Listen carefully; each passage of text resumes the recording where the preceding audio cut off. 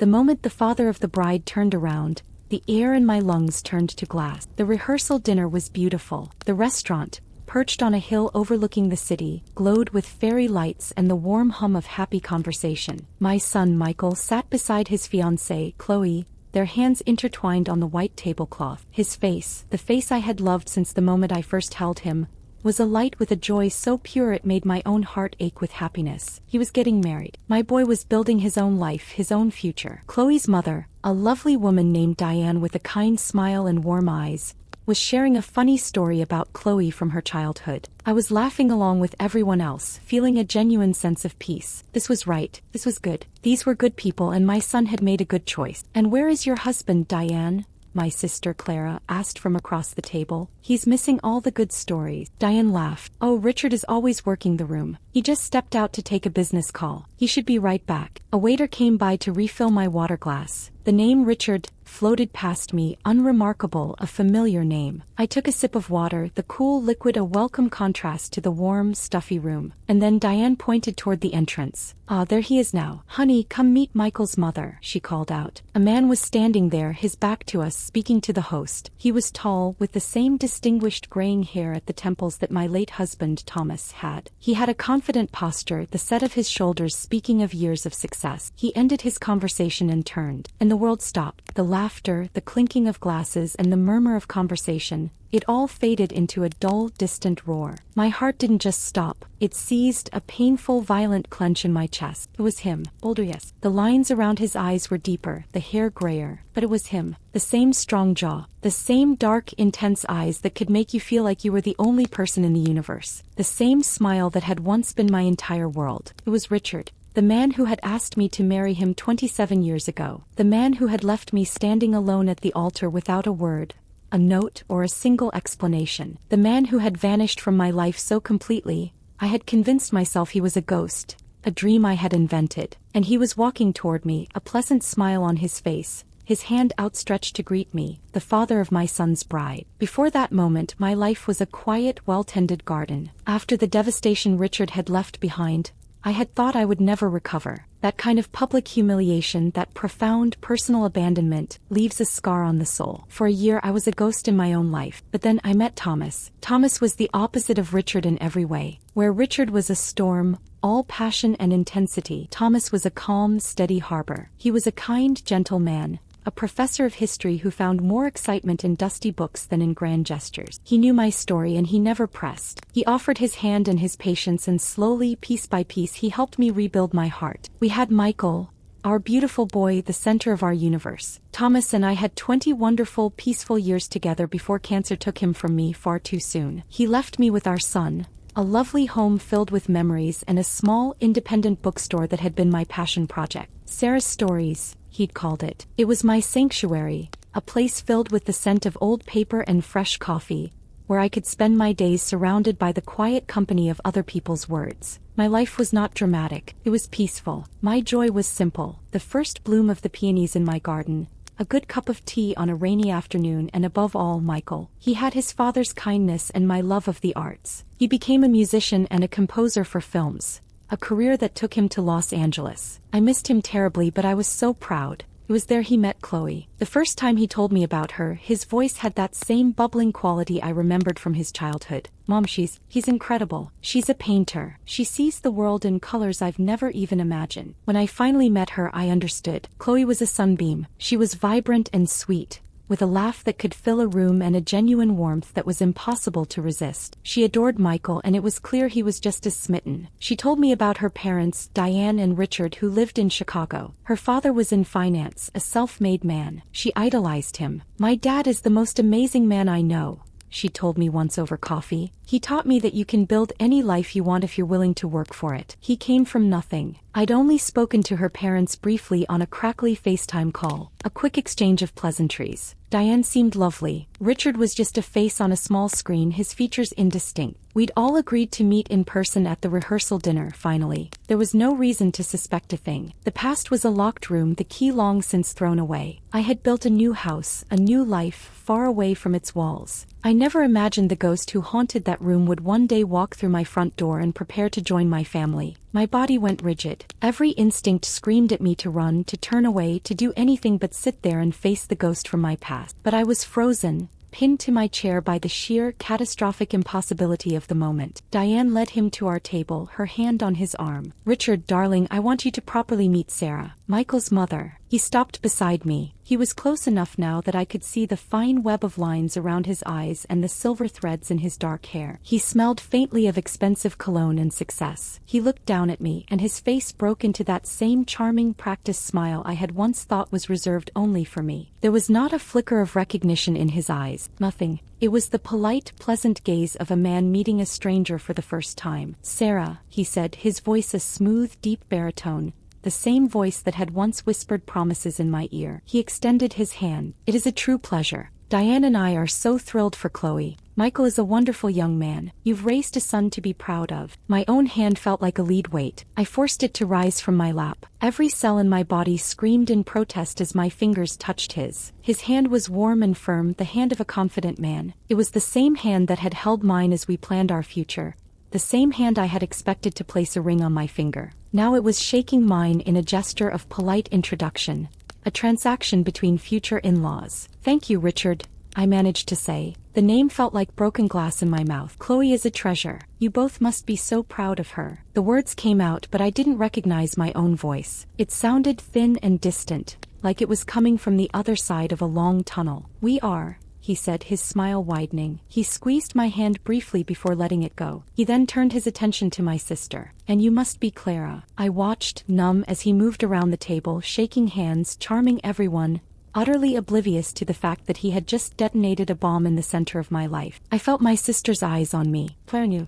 Of course she knew. She had been the one to help me out of my wedding dress 27 years ago. The one who held me as I sobbed. The one who had packed up the remnants of my shattered life. I sat back in my chair, my limbs trembling. I picked up my wine glass, my hand shaking so severely that the red liquid sloshed against the sides. I took a long swallow, hoping the alcohol would steady me, but it did nothing. The shock was too profound. The rest of the dinner was torture. I had a front row seat to the life he had built after destroying mine. I watched him interact with Diane, taking in the easy affection between them, the shared glances, and the comfortable intimacy of a long and happy marriage. They had been married for 25 years, Chloe had told me. 25 years. He must have met Diane just months, maybe even weeks after he had left me. The thought was a physical blow. I watched him with Chloe, the pride in his eyes as he listened to her speak, the way he laughed at her jokes. He was a doting father, a good father. How could a man capable of such love be capable of such breathtaking cruelty? "Sarah, are you feeling all right?" Clara's voice was a low murmur beside me. "You've gone completely white." I turned to her, trying to assemble my face into a mask of normalcy. "I'm fine," I whispered, "just a little overwhelmed. It's an emotional night." It wasn't a complete lie. She didn't believe me. She gave me a long, searching look, her eyes filled with concern. Her gaze flickered over to Richard, who was now telling a jovial story at the other end of the table, and then back to me. A flicker of horrified understanding dawned on her face. Her lips parted, but she said nothing. She reached under the table and squeezed my hand. The silent gesture of solidarity was the only thing holding me together. I don't know how I managed to get through the rest of the night. I feigned a headache, a classic but believable excuse. I made my apologies, hugged Michael and Chloe, and endured another polite handshake from Richard, who advised me to take some aspirin and get a good night's rest. The moment I was alone in my car, the facade shattered. I drove a few blocks away, pulled over into a dark, quiet street and turned off the engine. The silence was deafening. I rested my forehead against the cold steering wheel, and a single dry sob escaped my throat, then another and another, until my shoulders were shaking with the force of 27 years of buried grief and rage. It wasn't just that he had left me. It was that he had erased me. He had walked away and built a new life, a happy life on the ruins of mine.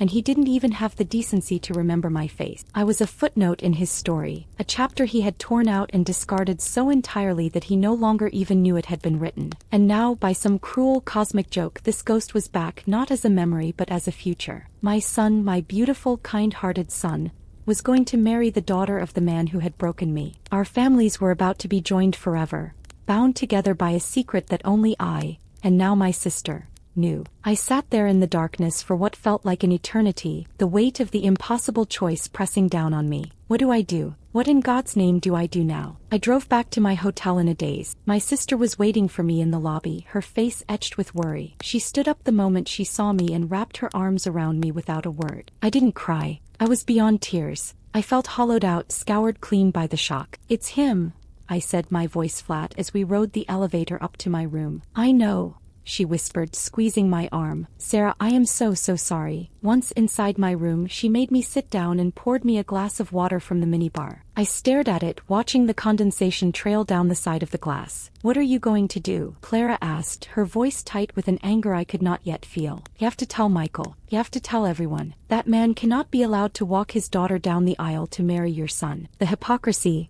It's breathtaking." I shook my head slowly. "Tell Michael what? That the man he is about to call his father-in-law is the same man who destroyed his mother's life? That his future wife, the woman he adores, is the daughter of a monster? That their entire union is built on a foundation of my pain?" "Yes," she insisted. "Exactly that. The truth has to come out, Sarah. You can't be expected to sit in the front pew and smile while that man stands up there, pretending to be a pillar of morality. He doesn't deserve a happy ending, and Michael deserves to have his wedding day ruined." I shot back, a flicker of heat finally breaking through the ice. "Chloe deserves to be humiliated for the sins of her father? She's an innocent in all of this, Clara. She's a sweet girl who loves my son." We stared at each other, two sides of an impossible coin. Clara saw the injustice to me, the past that needed to be rectified. I saw the present, my son's fragile happiness.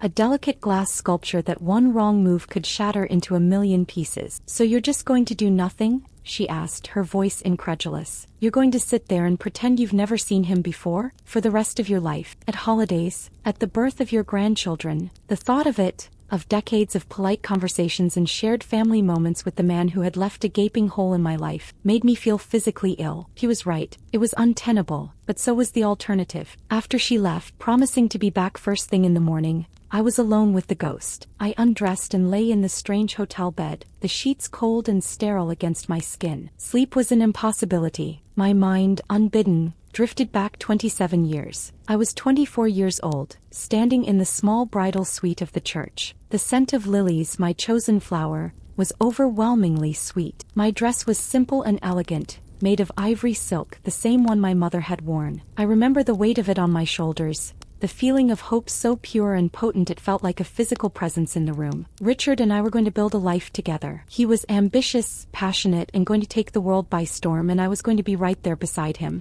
The ceremony was supposed to start at 2 o'clock. At 2:15 my father came in, his face pale. "He's just running late, honey. Traffic." At 2:45 the silence in the room was deafening. The sweet scent of the lilies had become cloying, suffocating. I kept smoothing the silk of my dress, my hands trembling. At 3 o'clock my father came back in, and he didn't have to say a word. I saw it in his eyes. He wasn't coming. There was no note, no phone call, no explanation. He had just vanished. The shame was a physical force. Walking out of that church, past the pews filled with whispering guests, was the longest, most challenging walk of my life. For months I called his apartment, his parents, his friends. No one knew anything, or if they did, they weren't telling me. He had ceased to exist. Now, lying in the dark hotel room, I finally understood. He hadn't ceased to exist. He had just moved to Chicago, changed his story, and started over without me. A cold resolve began to form in the pit of my stomach. Claire was wrong. I couldn't blow up the wedding. Michael's happiness had to be my priority, but I couldn't do anything either. The 24-year-old girl in the ivory silk dress deserved more than that. I deserved more than that. I needed one thing from him. Not an apology. Not revenge. I needed the answer to the question that had haunted me for 27 years. Why? I had to know. The not knowing was the wound that had never closed. I needed to hear it from his lips. I needed to see his face when he was forced to acknowledge what he had done, finally. The wedding was tomorrow afternoon. The families were gathering for a casual brunch in a private room at the hotel in the morning. That would be my chance. I couldn't do it in front of everyone, but people would be milling around, getting coffee, talking in small groups. I would find a moment. I would get him alone, even if just for 60 seconds. I finally drifted into a restless sleep as the first gray light of dawn began to creep through the curtains. When I woke up, I felt a strange, unnerving calm. The decision was made. I showered and dressed with meticulous care. I chose a simple, elegant blue dress. I did my makeup, covering the dark circles under my eyes. I looked at myself in the mirror. I was no longer the heartbroken girl in the wedding dress. I was a mother. a survivor, and I was going to get my answer. The brunch was held in a sun-drenched room with views of the hotel's gardens. The atmosphere was light and joyful. Laughter echoed off the high ceilings as the two families mingled, sharing stories and pastries. Michael and Chloe were at the center of it all, a small island of radiant happiness. Every time I looked at them, my resolve hardened. This was for them too, a future free of the poison of this secret. I saw Richard holding court near the coffee station, telling a story that had a small group of Chloe's relatives laughing. He looked relaxed, confident, the picture of a proud father on the happiest day of his daughter's life. Diane stood beside him, her hand resting on his arm. They were a team, a unit. The sight of it sent a fresh pang of the old hurt through me, but I pushed it down. I had a purpose. I bided my time, nursing a cup of tea, making small talk with Chloe's aunt. I watched and waited, my senses on high alert. My moment came when Diane was pulled away to look at some photos on a cousin's phone, and Richard was left momentarily alone, refilling his coffee cup. My heart began to pound a frantic rhythm against my ribs, but I forced my feet to move. I walked toward him, my steps measured and calm. "Richard," I said, my voice quiet but firm. He turned, a polite, slightly distracted smile on his face. "Sarah,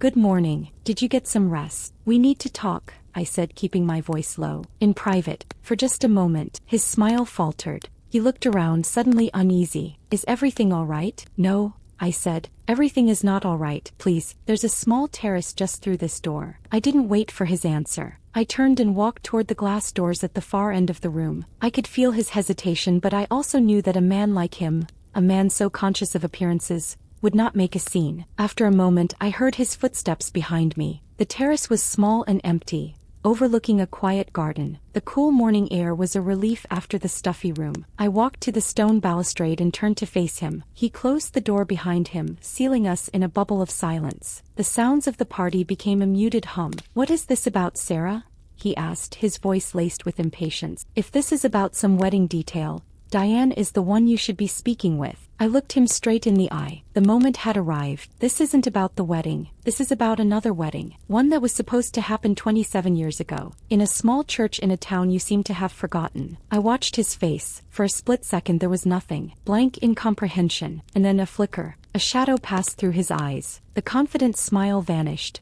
replaced by a look of stunned, dawning horror. The mask of polite indifference crumbled, and for the first time he saw me. He really saw me. "Sarah," he whispered, my name a question, a ghost on his lips. His face went pale, the color draining away until he looked ashen. "By God, it's you." A bitter, triumphant satisfaction welled up inside me. So I wasn't a ghost after all. I was real. "Yes," I said, my voice devoid of emotion. "It's me." He stared at me, his mouth slightly agape. He looked from my face to the door of the party and back again, his mind clearly racing, connecting the catastrophic dots. Michael's mother, Chloe's father-in-law-to-be, the woman he had abandoned at the altar.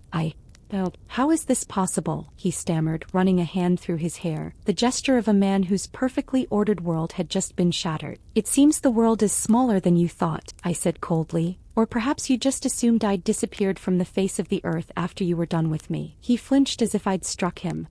"I can explain." "Can you?" I asked, my voice dangerously quiet, "because I have waited 27 years for an explanation. I think I've earned one. I'm not going to ruin this day for our children. They will have their happiness, but you owe me an answer.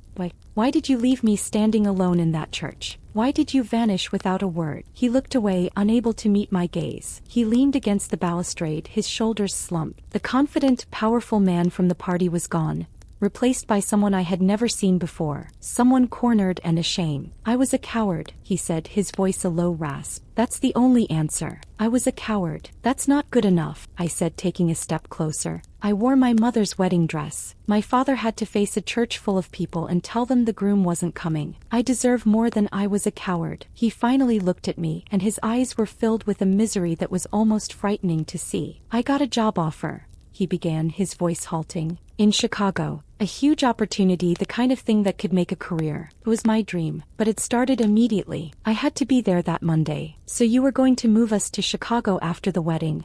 I said, trying to make sense of it. He shook his head, a look of profound self-loathing on his face. "No," he whispered. "You wouldn't have come." "What are you talking about? I loved you. I would have followed you anywhere." "No, you wouldn't have," he said, his voice cracking. "Because the man who offered me the job, his name was Arthur Vance. He was the head of the firm, and he had a daughter. Part of the deal, the unspoken part, was that I was expected to be available to her. They saw me as promising, unattached, a perfect match for the boss's daughter. The ugly truth began to dawn on me, piece by sickening piece. Her name was Diane, he said, the name hanging in the air between us like a death sentence. The name hit me with the force of a physical blow. Diane, his wife, Chloe's mother, the kind, warm woman inside laughing with my sister. My breath hitched. The pieces of his new life, a life I thought he had built after leaving me, were not separate at all. They were the same. He hadn't left me and then met her. He had left me for her, for the life she represented. So you had a choice, I said, my voice barely a whisper, the cold fury rising in my throat. Me or the job and the boss's daughter. And you chose them. It wasn't a choice, it was a ladder, he said, his voice rising with a desperate, defensive energy. You don't understand where I came from, Sarah. I had nothing.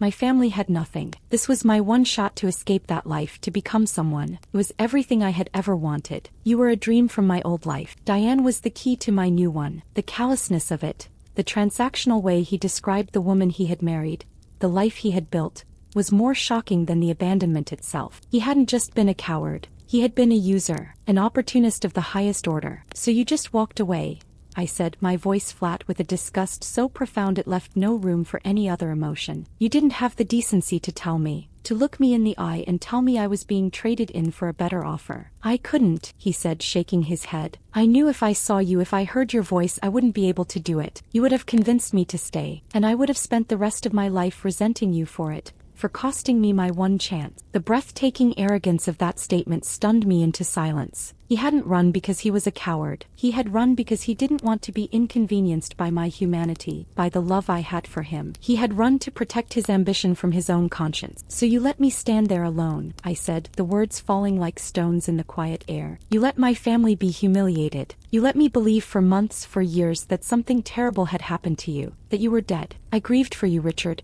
I grieved for a man who was very much alive, starting his new successful life in Chicago with his new successful wife. The shame on his face was absolute. He looked like a man who had been forced to look at his own reflection after a lifetime of avoiding mirrors. I know, he whispered. I know what I did. There hasn't been a year of my life that's gone by that I haven't thought about it, about what a monster I was. And yet you lived with it, I said, my voice devoid of pity. You raised a daughter. You built a life. You seem to have managed just fine. What was I supposed to do? He cried, throwing his hands up in a gesture of helplessness. It was done. I made my choice, and I loved Diane. I do love her. And Chloe, she's my whole world. What happened with you, it was a lifetime ago. A different man. It was the same man, I corrected him. And it may have been a lifetime ago for you, but I am standing right here. And our children are inside that room, about to join our families forever. What do you propose we do now? He looked at me, his eyes pleading. Please, he begged. Please don't say anything. Not today. It would destroy Chloe. It would destroy Diane. He doesn't know. He has never known about you. She thinks I was just a struggling bachelor from out of town. Of course she didn't know. He had built his entire empire on a foundation of lies. I stared at him, this man who was a stranger, this man who held the keys to my entire past. The rage I had expected to feel, the desire for revenge, wasn't there. In its place was just a vast, empty coldness. He wasn't a monster. He was just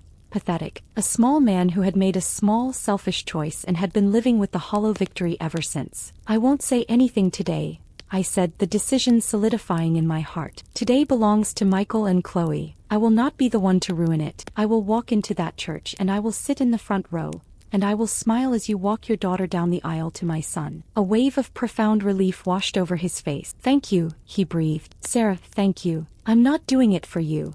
I cut him off, my voice like ice. Let's be very clear about that. I am doing it for my son. But this conversation is not over. After the wedding, after the honeymoon, when they are settled, you and I are going to sit down with our children and you are going to tell them the truth. All of it. They deserve to start their marriage without this poison buried at its roots. The relief on his face vanished, replaced by sheer terror. Sarah, you can't ask me to do that. I'm not asking, I said. I'm telling you. You will either tell them or I will. You owe me that. You owe them that. You have had 27 years to live your comfortable lie, Richard. It's over. I didn't wait for his reply. I turned my back on him and walked back into the party, leaving him alone on the terrace with the ruins of his carefully constructed world. The moment I stepped back into the room, Michael saw me. Mom, there you are. Everything okay? I smiled, a real, genuine smile, feeling lighter than I had in years. Everything is perfect, sweetheart, I said, kissing his cheek. Absolutely perfect. The ghost had been faced, the question had been answered, and I, for the first time in a long time, was free. The wedding ceremony was an out-of-body experience. I sat in the front pew, my sister beside me, and watched as Chloe, a vision in white, walked down the aisle on the arm of her father. Richard's face was a stoic mask, but I could see the tension in his jaw, the slight tremor in the hand that held his daughter's. He looked older, smaller, diminished by the truth he now had to carry. When he reached the altar, he placed Chloe's hand in Michael's, and for a fleeting moment his eyes met mine across the aisle. In them I saw not a monster but a man trapped by his own history, a ghost at his own daughter's wedding. I didn't feel hatred, I didn't feel rage. I felt a quiet, profound sense of pity for him, and an even greater sense of peace for myself. The power he had held over me for nearly 3 decades was gone. He was no longer the phantom who had destroyed my life. He was just a man, flawed and broken, and he had no more hold on me. I smiled at Michael and Chloe. I cried when they said their vows, and when the minister pronounced them husband and wife, I stood and applauded with a heart that was, for the first time in a very long time, completely whole. I had survived Richard. I had built a beautiful life not despite him but in his absence. I had found a greater, more genuine love with Thomas. I had raised a wonderful son. My life was not the one I had planned at 24, but it was a good life, a full life. His betrayal was not the defining chapter of my story. It was merely the prologue. 2 weeks later, after the newlyweds had returned from their honeymoon, I called Richard. We agreed to meet at my home. I wanted to be on my own ground. He arrived alone, looking tired and drawn. Michael and Chloe were set to come over an hour later,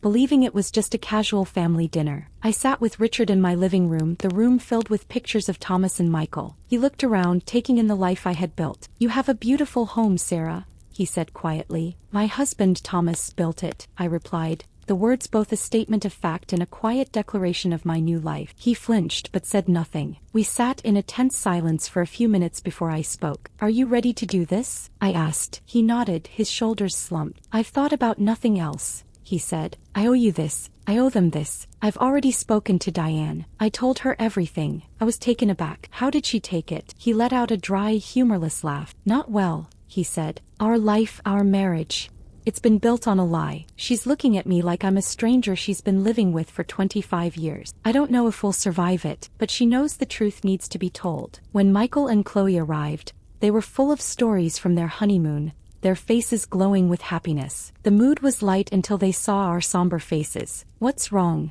Michael asked, his smile fading. "Is everything okay?" I looked at Richard. It was his moment, his story to tell. He took a deep breath. "Kids, sit down," he said, his voice trembling slightly. "There's something I need to tell you. A story about your mother, Sarah, and me, from a long, long time ago." I sat there, a silent witness, as Richard, for the first time in his life, told the truth. He didn't spare himself. He told them about our engagement, about the wedding that never took place, about his ambitions and the choice he made. He told them about leaving me at the altar to take a job and pursue the boss's daughter, Diane. Chloe stared at her father, her face a mask of horrified disbelief. Michael looked from Richard to me, his eyes wide with a dawning, terrible understanding of the secret I had carried for so long. When Richard finished, the silence in the room was thick with shock and pain. Chloe was the first to speak, her voice a broken whisper. "So my whole life, my parents' whole marriage, it started with you destroying someone else's?" she asked, looking at her father as if he were a monster. "Yes," Richard said, his voice hoarse. Michael turned to me, his face full of a sorrow that broke my heart. "Mom," he said, "you knew. At the rehearsal dinner, you knew. And you sat through all of it. You didn't say a word." "It wasn't my secret to tell, Michael," I said gently. "And it was your wedding day. That day was about you and Chloe, not about me and the past." He came and sat beside me, taking my hand. "I can't imagine how hard that must have been," he said, his voice thick with emotion. Chloe began to cry, silent tears streaming down her face. She looked from her father's shattered face to mine. "I'm so sorry," she whispered to me. "I'm so sorry. This is not your fault, sweetheart," I said, my heart going out to her. "You are an innocent in this. None of this has anything to do with the love you and Michael share." That evening was the beginning of a long and challenging road for all of us. Richard and Diane's marriage hung in the balance for a long time. Chloe had to reconcile the image of her perfect father with the flawed, selfish man in the story. Michael had to come to terms with the weight of my past, but we did it together. We talked. We cried, we were honest. Slowly, painstakingly, we began to build something new. Not a family based on a secret, but one forged in the difficult, painful, and ultimately cleansing fire of the truth. It's been 5 years since that day. The ripples from that single selfish choice Richard made so long ago still move through our lives, but they no longer have the power to capsize us. They are just a part of our story now. A testament to the fact that families are not perfect and love is not always simple. Richard and Diane did not divorce. They found a way to stay together. Their marriage forever altered, stripped of its illusions but perhaps in some ways, more honest than it had ever been. There is a sadness in Diane's eyes that was never there before. But there is also a new strength. Our relationship is a strange and delicate thing. We are not friends, but we are family. We are two women bound together by the choices of one man, and we have found a quiet, respectful peace. My relationship with Richard is polite and distant. The anger is gone, replaced by a kind of settled understanding. I see him at holidays and family gatherings. I know the way he looks at me with a permanent, unspoken apology in his eyes. He will carry his shame for the rest of his life, and that, I have come to realize, is a far heavier burden than any revenge I could have ever exacted. Most importantly, Michael and Chloe weathered the storm. Their love, tested so early and so profoundly, proved to be stronger than the secrets of the past. They have a daughter now, my beautiful granddaughter Lily. When I hold her in my arms, I see the future. I see the new story our family is writing.